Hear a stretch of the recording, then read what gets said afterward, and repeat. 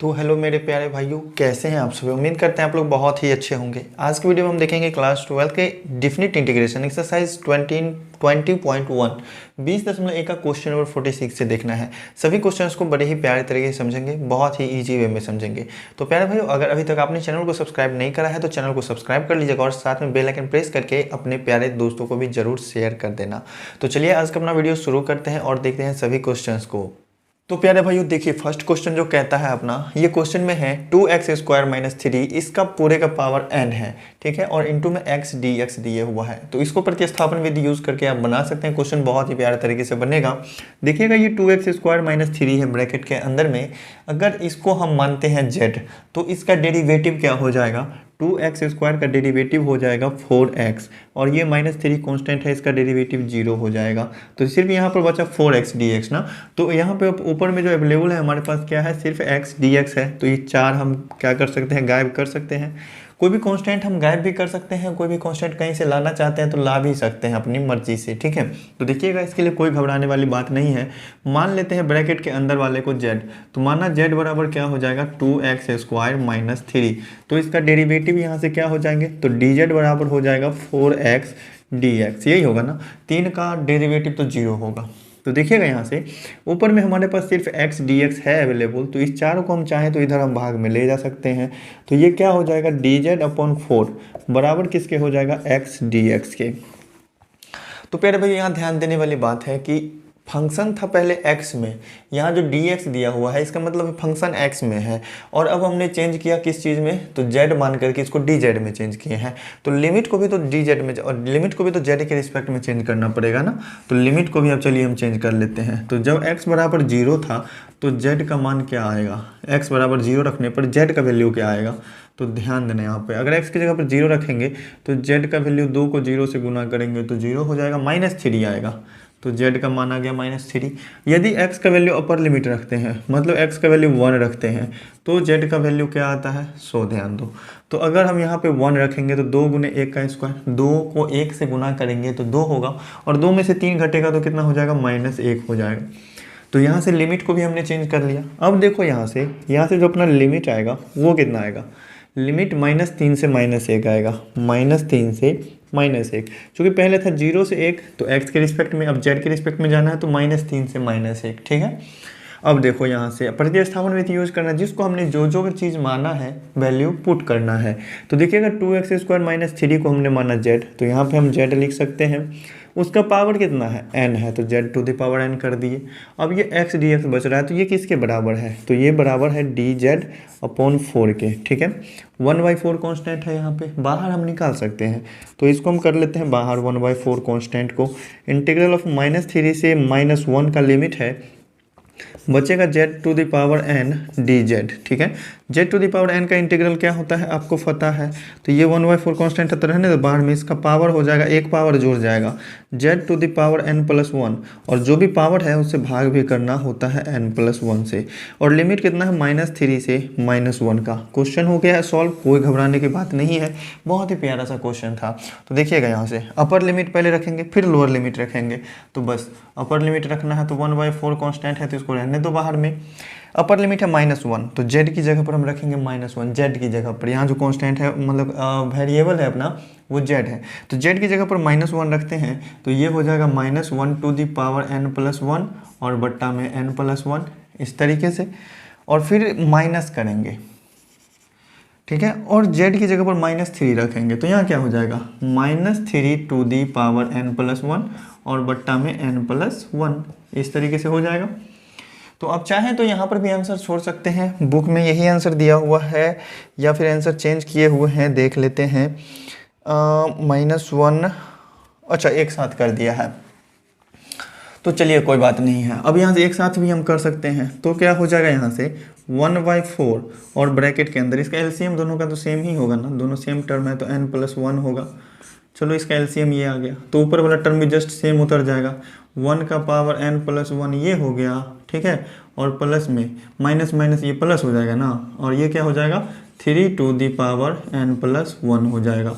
और ब्रैकेट बंद हो जाएगा। यही रहा अपना प्यारा सा आंसर। तो प्यारे भाइयों देखिएगा यहाँ पर भी जो है ना आंसर मैच नहीं किया है, थोड़ा सा और काम करना है इसमें जिससे कि आंसर मैच करे। ठीक है, तो यहाँ पे आंसर नहीं लिखेंगे इस क्वेश्चन में। और देखो यहाँ पे ये जो लाइन हमने माइनस माइनस प्लस करके लिखा ना, तो थोड़ा सा हम इसमें करते हैं चेंजिंग। ठीक है, देखो ये सॉल्व करने से अच्छा है क्वेश्चन का। ये आंसर भी खैर सही है, बुक के हिसाब से सही नहीं है लेकिन आंसर सही है। इंटीग्रेशन आपने निकाला सही है, लेकिन बुक में आंसर भी तो मैच करना है ना। एग्जाम में आप ऐसा बनाओगे नंबर मिल जाएगा। तो देखो यहाँ से इस दोनों टर्म में से यहाँ देखो -3 का पावर क्या है, n+1 है। क्या आपने एक क्लास 8 में रहे होंगे तो पढ़े होंगे इस तरीके से, a का पावर m और गुना में क्या रहेगा, b का पावर m रहेगा। पावर दोनों का सेम रहे, ठीक है, पावर सेम रहे और बेस इसका अलग अलग रहे, तो इसको हम डायरेक्ट से क्या लिख सकते हैं, डायरेक्ट से AB का पावर m लिख सकते हैं। इस तरीके से लिख सकते हैं कि नहीं। तो इसी तरीके से यहाँ पर -3 का पावर n+1 है, क्या इसको हम इस तरीके से नहीं लिख सकते हैं, -1 का पावर n+1 और गुना में 3 का पावर n+1। इस तरीके से लिखा जा सकता है कि नहीं प्यारे भाई, बिल्कुल लिखा जा सकता है। दोनों का पावर है सेम और बेस है अलग अलग, तो गुना किया जा सकता है ना। तो ये -3 टू द पावर n+1 हो जाएगा। तो इस दोनों में से क्या कॉमन आ सकता है कुछ, इसका जो फैक्टर हमने किया तो इस तरीके से कर दिए। और यहाँ -1 का पावर n+1 है, तो -1 का पावर n+1 यदि कॉमन लेते हैं हम, -1 का पावर n+1 हम यदि कॉमन लिए तो बचेगा क्या, तो यहाँ से बचेगा 1। ठीक है, चूँकि ये तो हम ले लिए हैं, कुछ नहीं बचा है, वहाँ पर 1 बचा हुआ है, माइनस है तो माइनस देंगे। इस फैक्टर को हमने इस तरीके से तोड़ा तो ये -1 टू द पावर n+1 तो हमने कॉमन ले लिया है, तो बचेगा यहाँ पर क्या, 3 टू द पावर n+1 इस तरीके से बचेगा। अब आया ये प्यारा सा आंसर। तो देखा आपने क्या किया है, बस थोड़ा सा कॉमन लेकर के जो भी रूप चेंज करना था वो हमने कर दिया, बस बुक का आंसर मैच कर गया। तो ये नोट कीजिए। चलते हैं अपने नेक्स्ट क्वेश्चन पे। तो बहुत ही प्यारा सा प्रश्न है, question number 47, x³ √1 + 3x to the power 4। बहुत ही प्यारे तरीके से सॉल्व होगा, क्वेश्चन में कुछ नहीं है, प्रतिस्थापन विधि लगाना है। आपके टाइप 2 में दिया हुआ है ना, टाइप 2 है, हाँ टाइप 2 है, इसमें दिया हुआ वैसे ही निश्चित समाकल पर आधारित प्रश्न जिसमें दिए हुए फलन का समाकल या प्रतिस्थापन विधि से होता है। प्रतिस्थापन विधि यूज करना है तो आपको पता है किसी एक को हम z मानेंगे, उसका डेरिवेटिव हमारे पास होना चाहिए। जैसे 1 + 3x टू द पावर 4 है, इसका डेरिवेटिव क्या हो जाएगा, 3x टू द पावर 4 है तो 4 × 12 हो जाएगा, 12x का पावर 3 हो जाएगा। x का पावर 3 तो है हमारे पास, 12 हम ला सकते हैं और या फिर गायब भी कर सकते हैं। तो देखिएगा यहाँ से मान लेते हैं, माना z बराबर 1 + 3x टू द पावर 4। ठीक है, तो इसका डेरिवेटिव क्या हो जाएगा, dz जो होगा ये हो जाएंगे 4 × 12x का पावर 3 और dx हो जाएगा। ठीक है, लेकिन हमारे पास ऊपर में जो है सिर्फ x³ dx ही है, x³ dx ही है, तो x³ dx का ही वैल्यू ज्ञात करेंगे तो 12 इधर चला आएगा भाग में, तो dz/12 बराबर किसके हो जाएगा, x³ dx के। ठीक है, प्रतिस्थापन विधि के लिए ऐसा हमने किया। ये तो यदि आप चाहते तो यहाँ पर भी छोड़ सकते थे, 12 से भाग देकर 12 से गुना कर देते अंदर में, तो ऊपर में 12x³ आ जाता, लेकिन यहाँ पर आप यहीं पर ख़त्म कर लो। अब देखो नाउ अब चलेंगे तो यहाँ पर देखो डेफिनिट इंटीग्रेशन है तो लिमिट की भी तो बात है ना, 0 से 1 जो लिमिट है वो x के टर्म में है, x के रिस्पेक्ट में है। अब हमने फंक्शन को चेंज किया है z में प्रतिस्थापन विधि के लिए, तो यहाँ पर हमको z वाला लिमिट भी तो चाहिए ना। तो जब x बराबर लोअर लिमिट था मतलब 0, तो z का मान क्या निकलेगा, x बराबर 0 पर, x बराबर 0 रखेंगे तो z का वैल्यू आ जाएगा 1। ठीक है, ध्यान देना, x का यहाँ पर 0 रखेंगे तो x का 0 का पावर 4 0 ही होगा, 0 को 3 से गुना करेंगे 0 ही होगा, और 0 में 1 जोड़ेंगे तो 1 हो जाएगा। ये चीज़ आ गया। अगर x का वैल्यू अपर लिमिट रखते हैं मतलब x का वैल्यू 1 रखते हैं तो z का वैल्यू क्या आ जाएगा, x की जगह पर आप 1 रख के चेक करो तो 1 का पावर 4 करेंगे तो 1 ही होगा, 1 को 3 से गुना किया तो 3 हो जाएगा, और 3 में 1 जोड़ेंगे तो 4 हो जाएगा। तो अपना जो लिमिट z वाला आया वो 1 से लेकर के 4 तक आया, तो यहाँ पे हो जाएंगे लिमिट 1 से 4। ठीक है, अब देखो जो भी है अपना प्रतिस्थापन विधि यूज़ करते हैं, रूट के अंदर वाला जो भी टर्म था उसको हमने z मान लिया तो रूट अंडर z हो जाएगा, होगा कि नहीं। अब ये x³ और dx बच रहा है, तो x³ dx किसके बराबर है, dz/12 के बराबर है।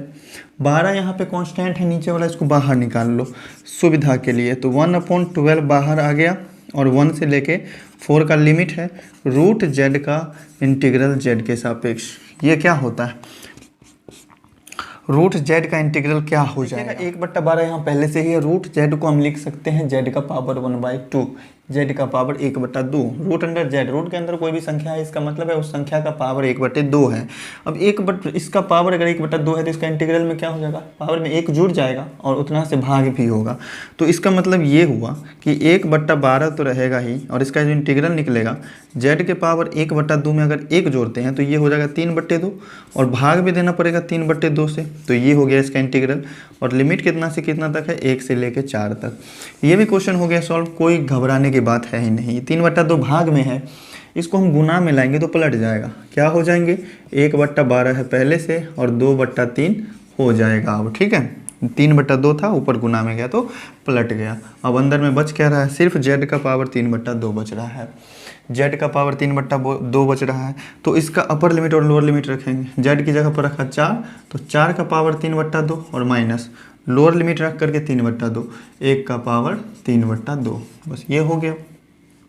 2 से 2 छक्के 12 कटा ना, तो बचा का यहाँ से बच गया 1/18, और ब्रैकेट के अंदर में देखो यहाँ से 4 का पावर 3/2 है ना, इसको थोड़ा सा सॉल्व करेंगे तो ये हो सकता है कुछ इसका कम। 2 का स्क्वायर हम लिख सकते हैं 4 को यदि हम 2 का स्क्वायर लिख दे तो कोई दिक्कत नहीं है। फिर पूरे का पावर 3/2 होगा तो इस गुना में लिख सकते हैं, माइनस 1 का पावर कितना भी कर दो तो 1 ही होता है, इसके लिए कोई घबराने वाली बात है ही नहीं।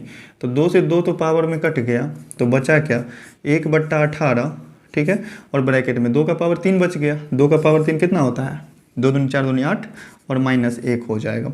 तो यहाँ से आ गया 1/18 और गुना 8 में से घटा तो 7, मतलब इसका प्यारा सा आंसर आ गया 60/18।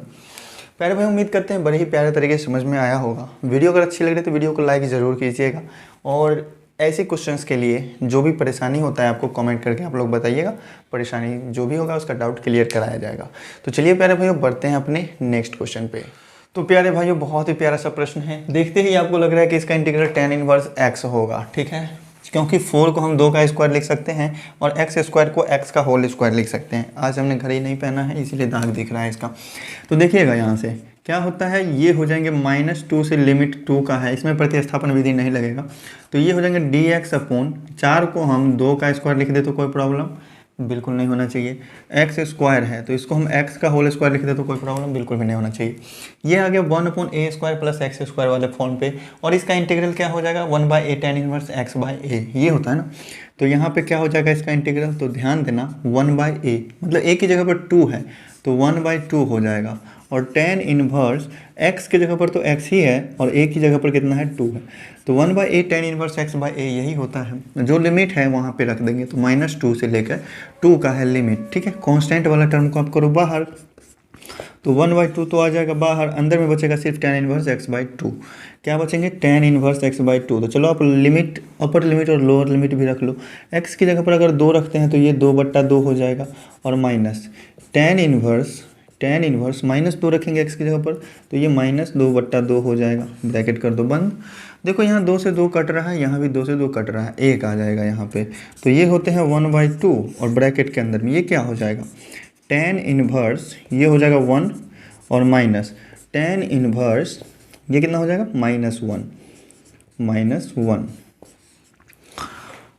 तो देखिएगा यहाँ से क्या होता है, 1/2 tan इनवर्स 1 का वैल्यू क्या हो जाएगा, ये हो जाएगा π/4। अब इसका मतलब क्या है कि tan में 1 किसका वैल्यू होता है, तो π/4 का 45 का वैल्यू होता है। 45 को π/4 लिख सकते हैं, माइनस है तो माइनस दे दो। tan inverse -x, tan inverse -x जो होता है ना वो -tan इनवर्स x के बराबर होता है। मतलब tan में कोई भी वैल्यू अगर माइनस में है ना तो आप इसको माइनस को हटा के मन में सोचो, माइनस में हटा के सोचो मन में कि 1 किसका वैल्यू होता है, 45 डिग्री का, मतलब -1 किसका होगा तो -45 डिग्री का होगा। तो यहाँ पे ये हो जाएगा -π/4, इसका वैल्यू हो जाएगा -π/4। अगर ये आया है π/4, tan इनवर्स 1 है π/4, तो tan इनवर्स -1 क्या होगा, -π/4। अब देखो दोनों को जोड़ेंगे तो क्या होता है, अब ये क्वेश्चन भी सॉल्व है, बस छोटे छोटे क्वेश्चन है, कोई दिक्कत वाली बात नहीं है। तो ये 1/2 है बार में ना, हाँ 1/2, और अंदर में हो जाएगा π/4 प्लस π/4, ठीक है। इस दोनों को जोड़ेंगे तो ये π/2 हो जाएगा, तो 1/2 इंटू π/2 हो जाएंगे, मतलब आंसर कितना आ गया, π/4। यही रहा अपना प्यारा सा आंसर। प्यारे भाई, उम्मीद करते हैं बड़े ही प्यारे तरीके से क्वेश्चन समझ में आए होंगे। तो चलिए बढ़ते हैं अपने नेक्स्ट क्वेश्चन पे। तो प्यारे भाइयों, इंडेफिनिट इंटीग्रेशन में इस तरीके के बहुत सारे क्वेश्चंस को आपने सॉल्व किया है, बहुत सारे क्वेश्चंस को आपने हल किया है। तो इस तरीके के क्वेश्चन में क्या करते हैं, जब 1/a² + x² के रूप का कोई भी फंक्शन आता है तो वहाँ पे आप x का वैल्यू a tan थीटा रखते हैं। ठीक है, तो मान लेते हैं यहाँ पर मान लेते हैं यहाँ पर जो भी अपना वेरिएबल है x जो है ये किसके बराबर होगा, तो a tan थीटा के बराबर होगा। मान लिया हमने, ये रूल है, ये नियम है इंटीग्रेशन को सॉल्व करने के लिए। ठीक है, तो देखिएगा यहाँ से अगर इसका हम डेरिवेटिव निकालते हैं तो यहाँ पर सिर्फ dx बचेगा, वो x का डेरिवेटिव x के सापेक्ष 1 ही होगा, तो इधर सिर्फ dx बच जाएगा। बराबर क्या होगा, a tan थीटा का डेरिवेटिव क्या होता है, sec² थीटा। ठीक है, और इधर हो जाएंगे d थीटा।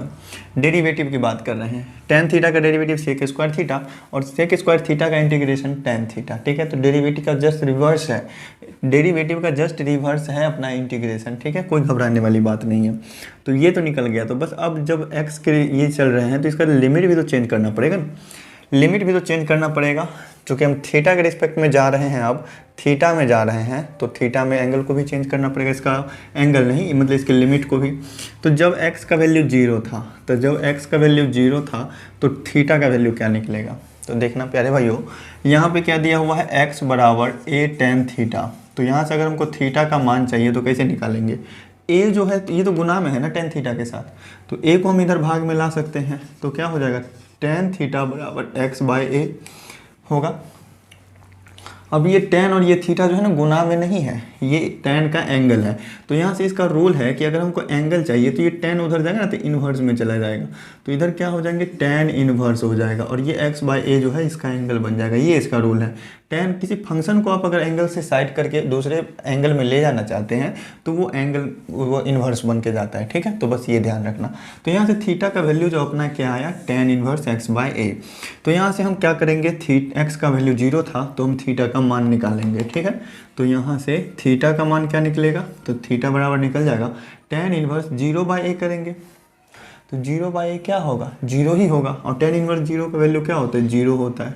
तो व्हेन x बराबर a है, जब x बराबर a है तो थीटा का मान क्या आता है, सो देखो x की जगह पर अगर a रखते हैं यहाँ पे हम तो a/a 1 हो जाएगा और tan इन्वर्स 1 का वैल्यू क्या होगा, π/4 होगा। tan में एक किसका मान होता है, 45 डिग्री का, और 45 कहते किसको है, π/4 को। तो यहाँ से थीटा का मान आ जाएगा π/4, तो ये हो जाएंगे π/4। उम्मीद करते हैं यहाँ तक समझ गए होंगे, लिमिट हमने कैसे चेंज किया ये समझ गए होंगे। तो चलिए अब लिखते हैं नाउ, अब अगला काम करते हैं इसका। तो इंटीग्रल ऑफ लिमिट कितना से कितना हो जाएगा, 0 से π/4। अब क्या करना है, प्रतिस्थापन, ये x की जगह पर जो भी है a tan थीटा रखना है। तो देखिएगा dx किसके बराबर है, a sec² theta d theta के। तो dx की जगह पर हम लिख देते हैं a sec² theta d theta और अपोन बट्टा में देखो a² है ना, तो a² तो ऐसे ही है, इसको हमने कुछ नहीं माना, प्लस x को हमने क्या माना है, a tan थीटा। तो x² को क्या हो जाएगा, a² tan² थीटा होगा कि नहीं। तो ये हो जाएगा a² tan² थीटा और इसका पावर कितना है, 3/2 है, तो इसका पावर हो जाएंगे 3/2। ठीक है, देखो यहाँ इसके अंदर से इस दोनों में कॉमन आ रहा है a² अगर कॉमन लेके हम चाहते हैं कि बाहर निकाल ले तो उसके साथ ये पावर 3/2 भी निकलेगा बाहर। तो क्या निकल जाएगा बाहर, तो ये 1/, ये a² हम कॉमन लिए हैं तो a² तो बाहर निकलेगा, लेकिन ये जो ब्रैकेट के अंदर में है उसका तो पावर है 3/2, तो इसका भी ये पावर 3/2 भी इसके साथ है, वो कॉमन आएगा बाहर में। इंटीग्रल ऑफ 0 से लिमिट है कितना का, π/4 का। अब देखो अंदर में बच क्या रहा है, ये जो a था ऊपर वाला a, इसको भी आप करो बाहर निकाल लो। तो ऊपर यहाँ पे क्या बच जाएगा, sec² थीटा। ठीक है, और बट्टा नीचे में से a² निकाल लिए तो ये बच गया 1 और यहाँ बच गया प्लस में tan² थीटा। अब इसका पावर कितना हो गया, 3/2 ही है। ठीक है, और d थीटा को हमने लिखते हैं यहाँ पे। देखो ये पावर 2 और 2 ये तो कट जाएगा ना, तो बचेगा क्या, a/a³ बचेगा। इंटीग्रल ऑफ 0 से लिमिट है कितना का, π/4 का। यहाँ हो गई sec² थीटा ऊपर में और नीचे में देखो क्या होता है, 1 + tan² थीटा को भी हम sec² थीटा लिख सकते हैं, लेकिन नीचे वाले का पावर 3/2 है, तो ये हो गया 3/2 d थीटा। अब देखो कट ही रहा है जहाँ तहाँ, ये 2 से ये 2 कट जाएगा, क्योंकि पावर जो है ना गुना में है, पावर का पावर है मतलब गुना में है, सीधी सी बात समझ लो। यहाँ a से ये कट जाएगा तो ये कितने से कटेगा, a स्क्वायर से कटेगा, ठीक है। हाँ तो अब देखो यहाँ से क्या बच रहा है, कांस्टेंट टर्म की जगह पर बच रहा है 1/a स्क्वायर, तो ये हो जाएंगे 1/a square. Integral of limit है 0 से π/4। यहाँ पे क्या बच रहा है, 2 से 2 तो कट गया, तो बच गया सेक क्यूब थीटा। तो यहाँ है सेक स्क्वायर थीटा, यहाँ नीचे में है सेक क्यूब थीटा, तो इससे ये 3 भी कट जाएगा, नीचे में सिर्फ एगो सेक थीटा बचेगा, ये ना बचेगा। तो यहाँ पे हम लिख सकते हैं 1/sec थीटा डी थीटा। ये चीज़ समझ में आया कि नहीं आया। सेक स्क्वायर थीटा था, उसका पावर था 3/2, तो पावर वाला जो भी है ना गुना में होगा, 2 और 3/2 गुना में होगा, तो 2 से 2 तो कट जाएगा नीचे वाला, तो बचेगा 3। तो मतलब सेक थीटा का पावर 3 बचा।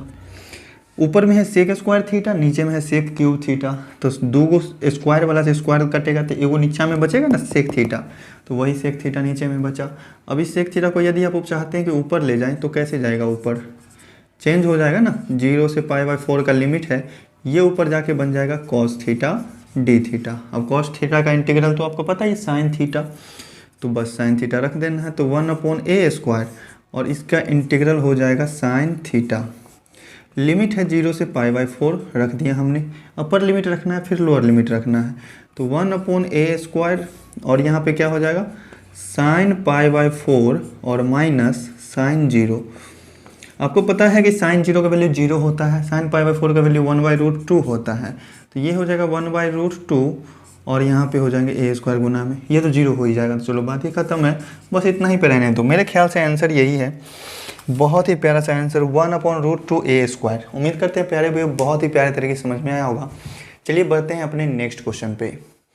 तो देखिएगा प्यारे भाई 1/√a square minus x square के फॉर्म में अगर कोई इंटीग्रेशन क्वेश्चन कर रहा है तो वहाँ पे आप x का वैल्यू a साइन थीटा मानते हैं।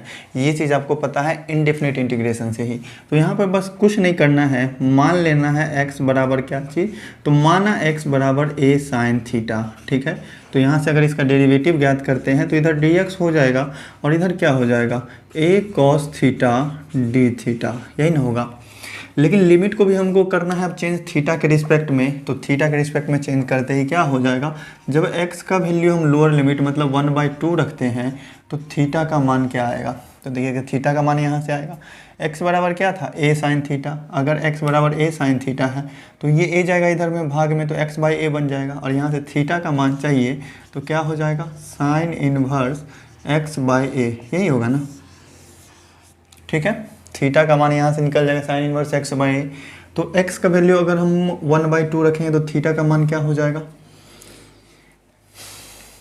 x/a होगा। तो a साइन थीटा, देखिए हम यहाँ पे a साइन थीटा मान रहे हैं, यहाँ तो कांस्टेंट की जगह पर 1 है ना, इसको हम 1 का स्क्वायर लिख सकते हैं ना, तो यहाँ पे a नहीं होगा, यहाँ पर भी a नहीं होगा, ठीक है। a की जगह पर 1 है तो यहाँ पे a लिखने की ज़रूरत नहीं है, तो यहाँ हो जाएंगे सिर्फ साइन इनवर्स x। तो थीटा का मान क्या हो जाएगा साइन इनवर्स कितना 1/2, और साइन इनवर्स 1/2 का वैल्यू क्या होगा, साइन में 1/2 किसका मान होता है 30 डिग्री का, और 30 डिग्री को हम लिख सकते हैं π/6।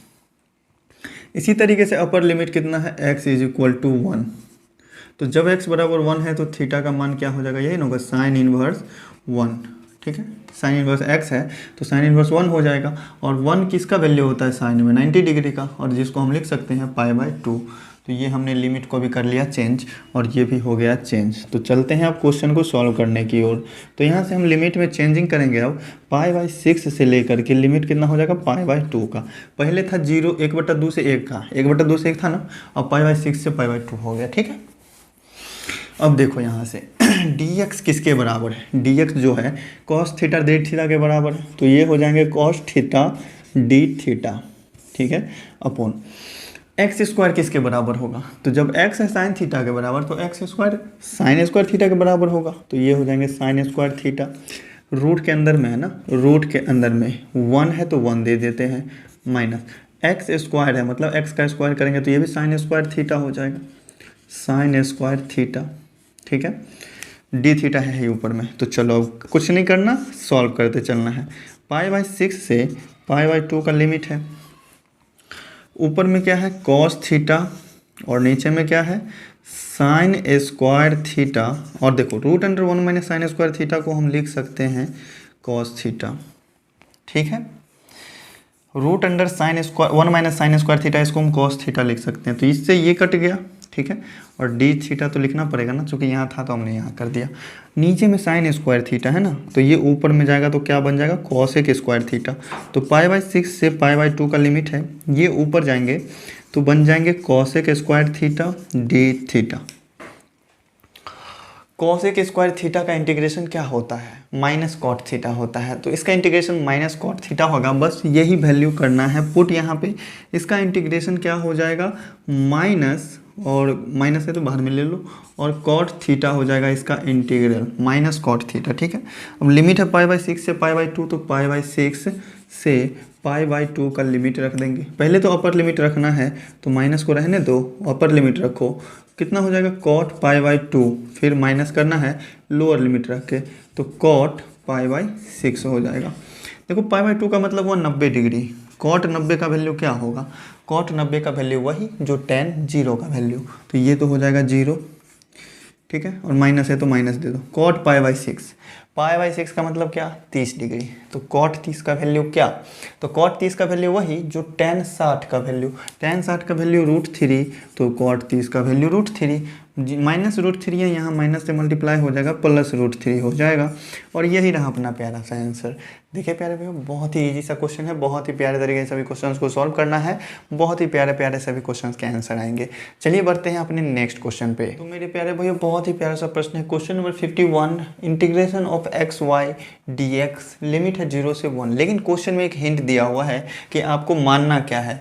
क्वेश्चन नंबर 51 में दिया हुआ है कि where y is equal to √a² minus x²। इस क्वेश्चन में जो है y का कुछ वैल्यू दिया हुआ है कि y का वैल्यू क्या है, y का वैल्यू है √a² माइनस x²। तो 0 से a का लिमिट रहेगा, x तो रहेगा ही, y के जगह पर हम लिख लेंगे a² माइनस x², यही चीज़ दिया हुआ ना, a² माइनस x², ठीक है, यही चीज़ है। और dx, अब आपको इसका इंटीग्रेशन ज्ञात करना है। तो जब भी इस रूप का रहे ना, a साइन थीटा मान लेना है, ठीक है।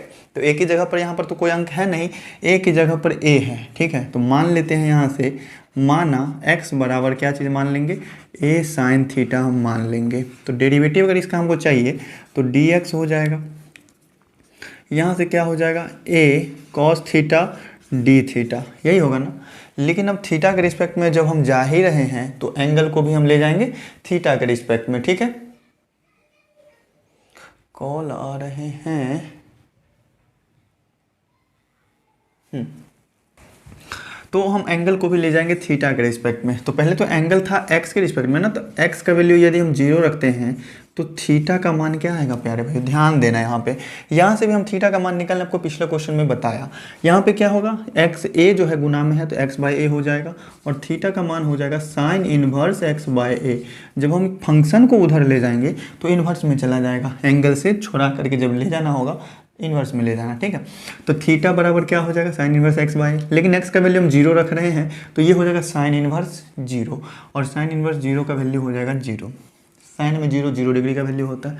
अगर x बराबर a है, अगर x बराबर a है तो थीटा का मान क्या हो जाएगा, देखो x की जगह पर a रखेंगे तो a/a होगा, और a/a 1 होता है ना, तो ये हो जाएंगे साइन इनवर्स 1, और साइन इनवर्स 1 का मतलब 90 डिग्री, 90 का मतलब पाई/2 हो गया। लिमिट हमने चेंज कर लिया, 0 से a का था, अब 0 से पाई/2 का हो गया। तो चलिए अब यहाँ से देखते हैं, पुट करते हैं वैल्यू। तो यहाँ से देखना प्यारे भाई, x बराबर क्या है, a साइन थीटा है, तो x की जगह पर हम लिमिट देखो कितना से है, 0 से पाई/2 का है। x की जगह पर हम क्या रखेंगे, a साइन थीटा। रूट के अंदर में क्या है, a² माइनस x² है, तो a² minus x² root under में है ना, तो देखो यहाँ से ध्यान देंगे, a² तो लिखना ही है, ठीक है, और माइनस x जो है ना, हमने a साइन थीटा को माना है, तो x की जगह पर अगर a साइन थीटा रखते हैं तो a² साइन स्क्वायर थीटा होगा कि नहीं, बिल्कुल होगा। अब dx जो है यहाँ से किसके बराबर है, किसके बराबर है, a cos theta d theta के बराबर है। तो देखो अब सब आ गया ना थीटा के रिस्पेक्ट में, थोड़ा सा बस चेंज करना था। अब देखो क्या होता है, लिमिट कितना से है, 0 से पाई/2 का है, a साइन थीटा है। देखो इसमें से अगर रूट के अंदर में से हम a² कॉमन ले लेते हैं तो बाहर में क्या निकलेगा, a ही ना निकलेगा, रूट के अंदर में से स्क्वायर के बदला में क्यों निकलता है, तो यहाँ निकल जाएगा a और इससे गुना करेंगे तो ए स्क्वायर हो जाएगा, ये हो जाएंगे साइन थीटा, और रूट के अंदर में बचेगा 1 माइनस साइन स्क्वायर थीटा। यहाँ तो है ही ए कॉस थीटा डी थीटा। ध्यान दो ना, थोड़ा सा सॉल्व करते चलते हैं, थोड़ा एक दो स्टेप बढ़ भी जाए तो कोई घबराने वाली बात नहीं है, ठीक है। इसको रूट से बाहर निकालेंगे तो कॉस थीटा निकलेगा ना, कॉस थीटा। अब ये कॉस थीटा इस कॉस थीटा से गुना होगा तो कॉस स्क्वायर थीटा हो जाएगा।